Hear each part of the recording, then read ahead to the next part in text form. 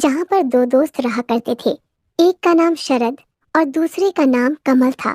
शरद एक साधारण श्रेणी के परिवार से था, वहीं कमल एक गरीब परिवार से था।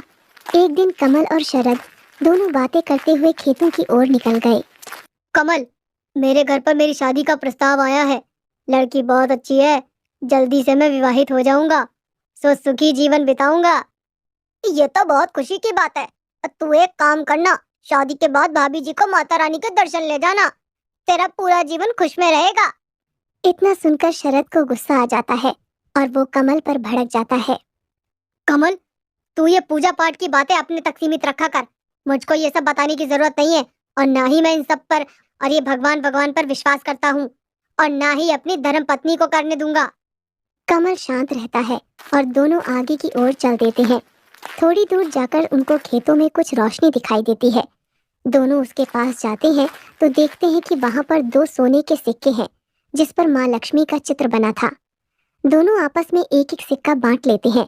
कमल, मैं इस सिक्के को बेचकर अपनी सारी जरूरतों को पूरा करूंगा, जिससे मैं अपनी धर्म पत्नी को और खुश रख सकूं और बहुत खुशी के साथ अपना जीवन व्यतीत करूं। मुझको तो ये माँ लक्ष्मी की कृपा से मिला है, और इस पर तो माँ लक्ष्मी का चित्र भी विराजमान है। और इस चमकते हुए सिक्के को पाकर मुझको ऐसा लग रहा है मानो माँ लक्ष्मी की कृपा मुझ पर हो गई है।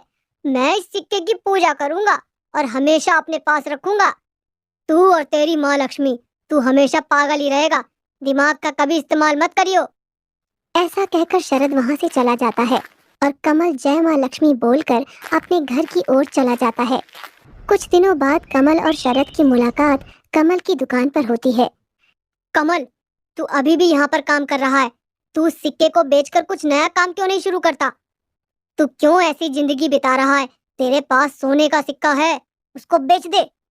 मैं यही ठीक हूँ, माँ लक्ष्मी सब ठीक करेंगी। मैंने उस सिक्के की पूजा शुरू कर दी है। आज मैं पूरे परिवार के साथ माँ लक्ष्मी की आराधना करूंगा। तू हमेशा पागल का पागल ही रहेगा और जीवन में कभी सफल नहीं होगा। मुझको देख, मैंने उस सिक्के को बेचकर नया काम शुरू किया है और अब मैं अच्छे से ठाट बाट से रहता हूँ। ऐसा कहकर शरद वहां से चला जाता है और कमल अपनी श्रद्धा पर पूर्ण विश्वास से भक्ति करता है। दिवाली का दिन नजदीक आ रहा था और माँ लक्ष्मी के पूजन के लिए सामग्री का सामान लेने के लिए पैसों को जोड़ने लगा। माँ, परसों दिवाली है, तुम घर की सफाई कर देना अच्छे से। मैं घर सजाने के लिए दीपक लाता हूँ और माँ लक्ष्मी के लिए मिष्ठान और पूजा सामग्री लेकर आता हूँ। इस बार हम माँ लक्ष्मी की कृपा से मिले सोने के सिक्के की पूजा करेंगे।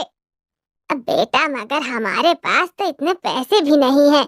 हम पूजा कहाँ से करेंगे? इतने पैसे कहाँ से लाएंगे? मेरी तो कुछ समझ नहीं आ रहा है। माँ, तुम चिंता क्यों कर रही हो? सब व्यवस्था कर दी है मैंने। तुम बस माँ लक्ष्मी पर छोड़ दो। अब जैसी सेवा माँ लक्ष्मी चाहेंगी वैसी ही होगी। ऐसा कहकर कमल सामान लेने चला जाता है। दिवाली का दिन था।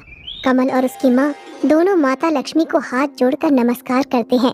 तभी कमल की सच्ची भक्ति और भावना देखकर स्वयं माँ लक्ष्मी उस सिक्के से वहां प्रकट हो जाती हैं और कहती हैं, बेटा कमल, तूने मेरे द्वारा दिए गए इस सिक्के को बहुत संभाल कर रखा है और उसकी पूजा करी है।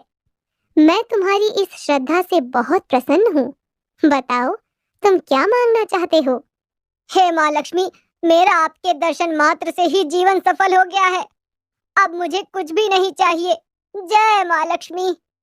मैं तुम्हारे इस सत्यनिष्ठ, शांत मन और तुम्हारी अच्छाइयों को देखते हुए इस सोने के सिक्के को मेरे रूप में परिवर्तित करके एक जादुई सोने की मूर्ति में परिवर्तित करती हूँ।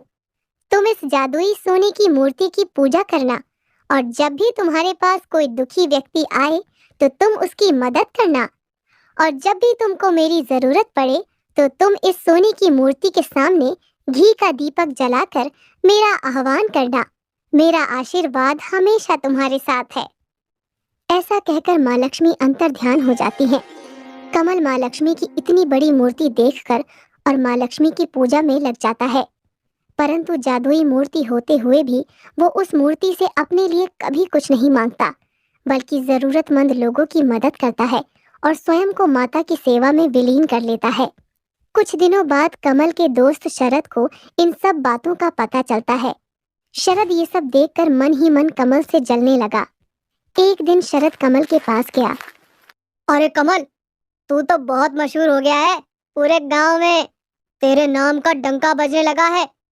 और मैंने सुना है तेरा सोने का सिक्का सोने की मूर्ति बन गया है। हाँ दोस्त, तुमने सही सुना है। अब माँ लक्ष्मी ने मेरी पूजा से खुश होकर अब मुझको दर्शन भी दिए हैं। और जो सोने का सिक्का हमको मिला था वो माँ लक्ष्मी की मूर्ति बन गया है। मगर तेरे पास तो सोने की जादुई मूर्ति है और तू रहता है अभी भी वैसे गरीब का गरीब।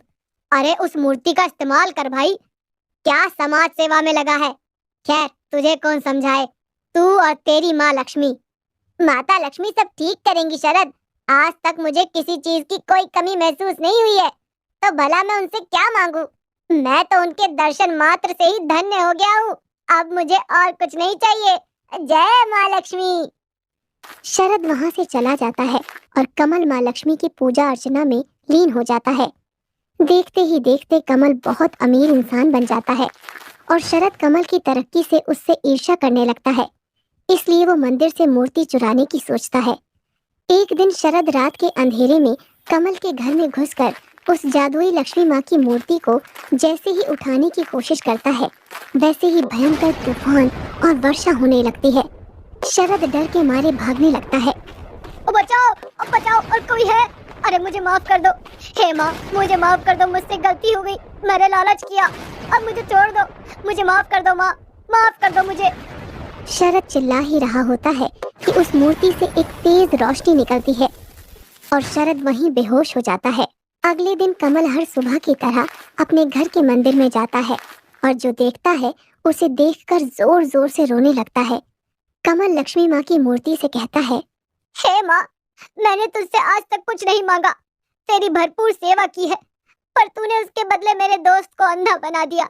ऐसी क्या कमी रह गई थी मेरी पूजा में? हे माँ, तुझे मेरे दोस्त को ठीक करना होगा, वरना मैं यहाँ से जा रहा हूँ अभी इसी वक्त। ऐसा कहकर जैसे ही कमल अपने घर से बाहर जाने वाला होता है, शरद रोते हुए उसे रोककर कहता है, मुझे माफ कर दे दोस्त, तू मुझे इतना प्यार और सम्मान देता है। मैं तो धन्य हूँ मेरे भाई, और मेरा ये हाल मेरे लालच के कारण हुआ है।